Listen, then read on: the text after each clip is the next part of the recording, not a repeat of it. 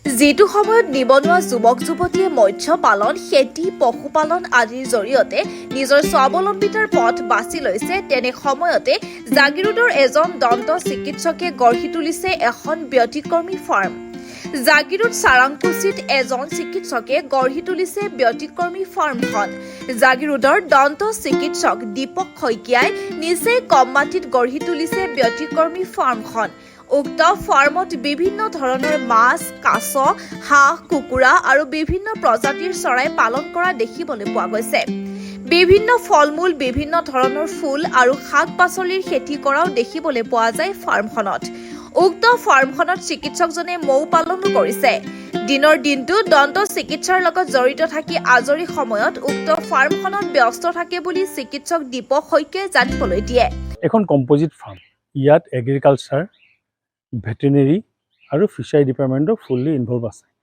এতিয়া এগ্ৰিকালচাৰ বুলি ক'লে মই ইয়াত বৰ্তমান আমি কৰি আছোঁ আঙুৰ, আমি যিটো বিদেশৰ ঠাই আঙুৰটো আছে, ইয়াত মিয়াজাকি মেংগ' আছে, ইয়াত হোৱাইট মেংগ' আছে, ব্লেক ষ্ট'ন মেংগ' আছে, যিটো ব্লেক কালাৰ মেংগ' যিটো ৰেয়াৰ, আৰু ইয়াতে ভাইলেট কালাৰ মেংগ' আছে। ইয়াতে ব্লেক কালাৰৰ আপুনি পামাগ্ৰেনেট যিটো আমি ডালিম, আৰু ইয়াতে মৌচুমী আছে, ইয়াতে নেমু চেমু এইবিলাক নৰ্মেল বস্তু আছে।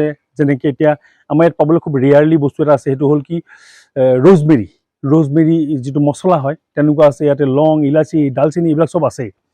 প্লাছ ইয়াতে মই ইয়াতে লাভ বাৰ্ডছ আছে, ককাটেল আছে, জাভা আছে, তাৰপাছত মাছাককালি পাৰ আছে, এইবিলাকো মই এখন ফাৰ্ম হয়। আৰু মোৰ ইয়াতে শ'ল মাছৰ এতিয়া নিয়াৰ এবাউট 25,000 to 30,000 পোৱালি আছে ইয়াতে, যিটো আধা ইঞ্চ চাইজৰ হৈ আছে। আৰু ইয়াতে লোকেল মাগুৰ, লোকেল শিঙি, red year slider, yellow' year slider, কাছ, যিটো আমাৰ ইয়াত নাপায়, এইটো এমাজনৰ হয়, আমি ইয়াতে ব্ৰিড কৰি আছোঁ। আৰু ইয়াতে গ'ল্ডফিছ আছে, ৰেড কেপ আছে, অৰণ্ডা আছে, এইবিলাকৰ ব্ৰিডিং কৰি আছোঁ। ৰাজহাঁহ আছে, চীনা হাঁহ আছে, লোকেল হাঁহ আছে, লোকেল মুৰ্গী আছে, আমি কণী চেল কৰোঁ ইয়াৰ পৰাই। তাৰপাছত মই মৌ পুহিছোঁ ইয়াতে। মোৰ ঘৰত যিখিনি মৌ লাগে বছৰত, গোটেই মৌখিনি আমাৰ ইয়াৰ পৰাই প্ৰডাকশ্যন হয়। আৰু মোৰ চবচে ফেভাৰেট বস্তু হ'ল কি অৰ্কিড। ইয়াতে বিভিন্ন ধৰণৰ বেলেগে কালেকশ্যন কৰা আমাৰ যিটো কপৌ ফুল, দীঘল চুটি, বেলেগ হোৱাইট কালাৰ, অলপ বেছিকে ভায়োলেট, লেছ ভায়োলেট, ডিফাৰেণ্ট টাইপৰ মানে কপৌ ফুলবিলাক আছে। আৰু ডেণ্ড্ৰবিয়াম বহুত আছে। এইবিলাকৰ ওপৰত মই কৰি আছোঁ বৰ্তমান। আৰু ইয়াতে সেইবিলাকে আছে যথেষ্ট। আমি ইয়াতে বৰ্তমান এজন ৰেগুলাৰ থাকে আৰু এজন মই ৰাখিছোঁ। তাৰপিছত আৰু যিখন চেলিঙৰ কাৰণে আৰু এজন আছে মোৰ তাতে। 3জন কৰ্মচাৰী আছে বৰ্তমান, মই নিজেও আছোঁ। লাষ্ট ইয়েৰ আমাৰ নিয়েৰ এবাউট 5 লাখ প্লাছ আছিলে ইনকাম। মানে মষ্টলি আমি মাছৰ পোৱালি বিক্ৰী কৰিছিলোঁ আৰু আমাৰ চৰাই পোৱালি বিক্ৰী কৰিছোঁ যোৱা বছৰ। এতিয়ালৈকে মই ধৰক যেনেকৈ আমি গছবিলাকৰ কাটিংছ কৰি আছোঁ, আপোনালোকে চাব পাছত দেখিব, আমি কাটিংছ কৰি আছোঁ, মানে গ্ৰাফটিং কৰি আছোঁ। এইবিলাক আমি বিক্ৰী কৰা নাই এতিয়ালৈকে, বহুত আছে। কিন্তু মষ্টলি আমাৰ মাছৰ পোৱালি বেছি বিক্ৰী হৈছে, যে আমি হেণ্ড স্পুনিং মানে হাতেৰে দি পেলাই পোৱালি ওলোৱা, বা ইনজেকশ্যন দি পেলাই পোৱালি ওলাওঁ। এইবিলাক মেক্সিমাম মানে অৰ্নামেণ্টেল ফিছ, গ'ল্ড ফিছ আছে, এঞ্জেল আছে, এনেকৈ বেলেগ বেলেগ ধৰণৰ আছে। সেইবিলাকৰ আমি ব্ৰিডিং কৰোঁ। আপুনি এজ এ ডক্টৰ হিচাপে আপুনি কোনটো সময়ত এই কাম আপুনি সময় কেনেকৈ দিব পাৰে? ৰাতিপুৱা বাচ্চাক স্কুলত দিওঁ 8:30 বজাত, তাৰ পৰা আহি 1 ঘণ্টা ইয়াত কাম কৰোঁ। আৰু চেম্বাৰৰ পিছত 3টা বজাৰ পিছত ইয়াত মই এটলিষ্ট 2 ঘণ্টা টাইম দিওঁ। বাকী ফেমিলি দিবই লাগিব, ফেমিলিটো চলাব লাগিব।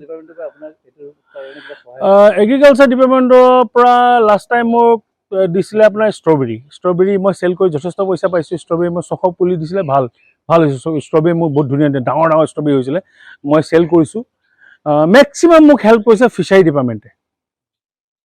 ভেটেনেৰীৰ পৰা এতিয়ালৈকে মই তেনেকুৱা কোনো ৰেছপন্স পোৱা নাই, বাট মই কণ্টেক্ট কৰাও নাছিলোঁ। ৰিচেণ্টলি মই কণ্টেক্ট কৰিছোঁ, তেওঁলোকে মোক কৈছে আপোনাক সহায় কৰিম। এগ্ৰিকালচাৰ মেইন লেভেল চব নেটবিলাক এগ্ৰিকালচাৰত দিছে। আপোনাৰ এই গোটেই কামখিনিত আপোনাৰ মানে প্ৰেৰণা আপোনাক কোনে দিছে? মোৰ মিছেছ। মোৰ মিছেছ লুনা শইকীয়া বুলি কয়। মই বহাৰ পৰা বিয়া পাতিছোঁ। তেওঁ মানে খুব ভাল পায় কি নেচাৰেল বস্তু ভাল পায়। ধৰক কিবা অকণমান যদি অকণমান ঔষধ দিয়া বুলি কয়, তেওঁ নাখায়। চ' মই তেওঁৰ কাৰণে মোৰ মিছেছৰ কাৰণে মোৰ family I will do it for my ফেমিলিৰ কাৰণে মই কৰিছোঁ মোৰ ফেমিলি মই ভাল পাওঁ মই সেইটো কাৰণে মই সিহঁতৰ কাৰণে মই যিখিনি লাগে মই ইয়াতে কৈছোঁ আৰু মোৰ মিছেছে খুব ভাল পায় নেচাৰেল বস্তুবিলাক সেইটো কাৰণে মই মোৰ ওচৰৰ পৰা চব বস্তু মোৰ নিজৰ নেচাৰেল হয়। জাগিৰোডৰ পৰা দীপক কলিতাৰ ৰিপৰ্ট JBP ভাৰত।